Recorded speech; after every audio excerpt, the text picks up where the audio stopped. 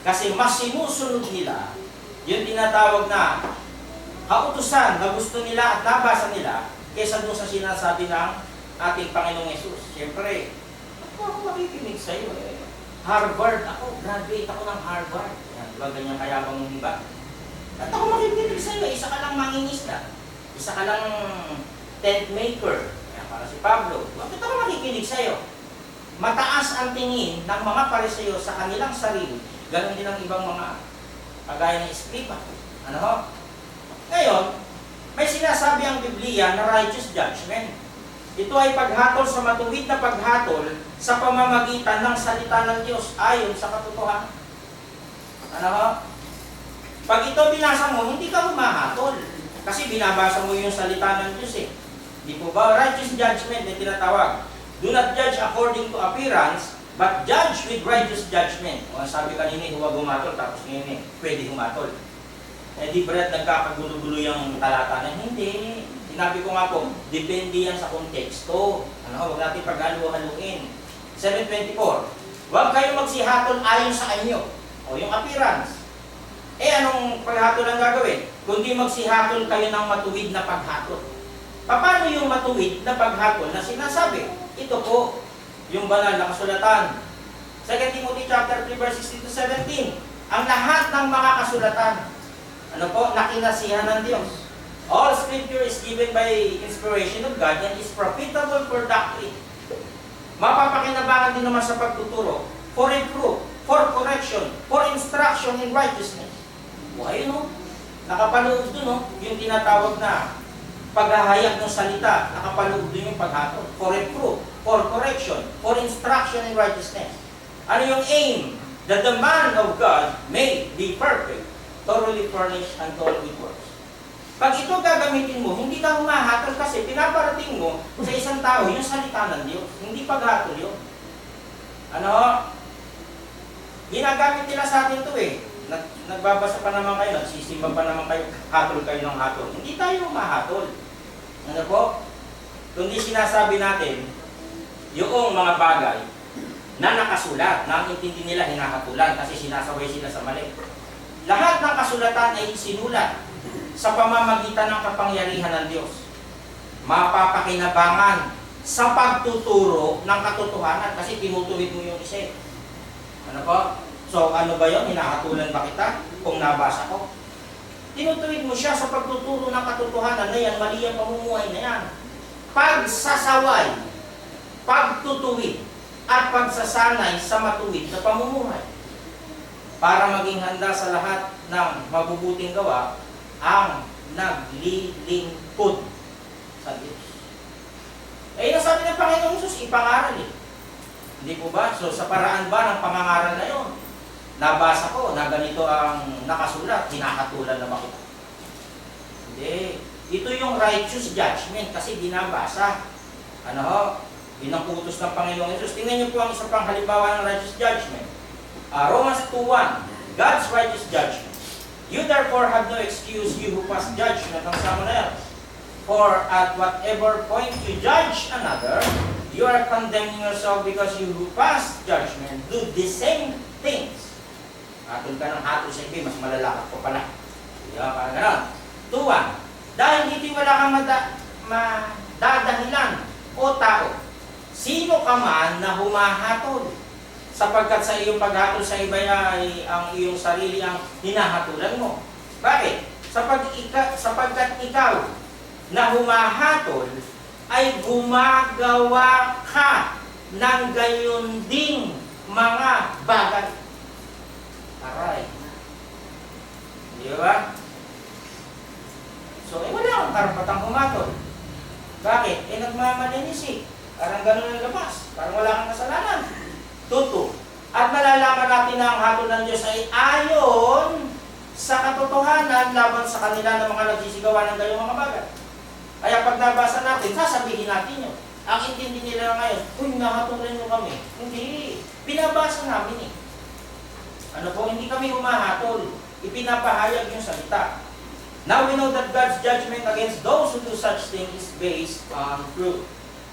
2:3. At iniisip mo ba ito o tao na humahatol sa mga nagsisigawa ng gayong mga bagay?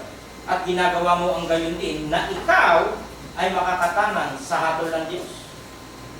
So when you, a mere man, pass judgment on them and yet do the same things, do you think you will escape God's judgment? Ano po? So ang konteksto naman itong pinagsasabi dito sa Roma, ito ay between Jews and Gentiles. Ano? Kaya sabi ko, depende yan sa konteksto kung paano ginagamit. Ano po yung salita na yan? 2:6, na siya ang magbibigay sa bawat tao ayon sa kanyang mga gawa. God will give to each person according to what he has done.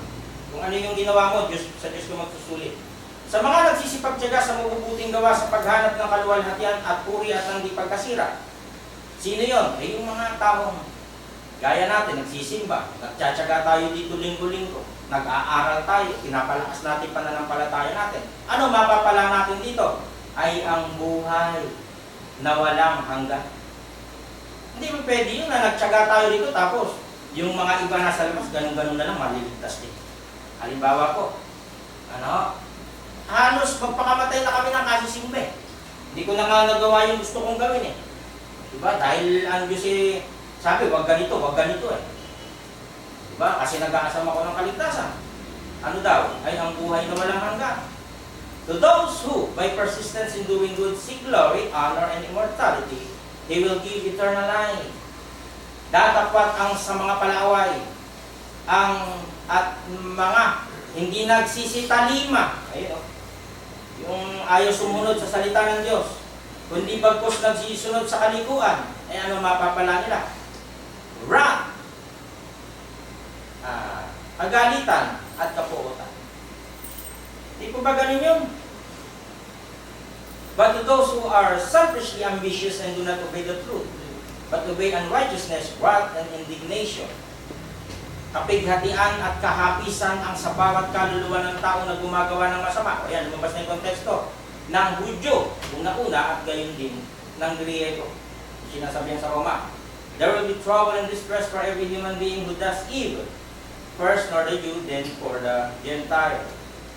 Datapat kaluwalhatian at karangalan at kapayapaan ang sa bawat taong gumagawa ng mabuti. Sa Hudyo ang una-una at gayon din sa Griego.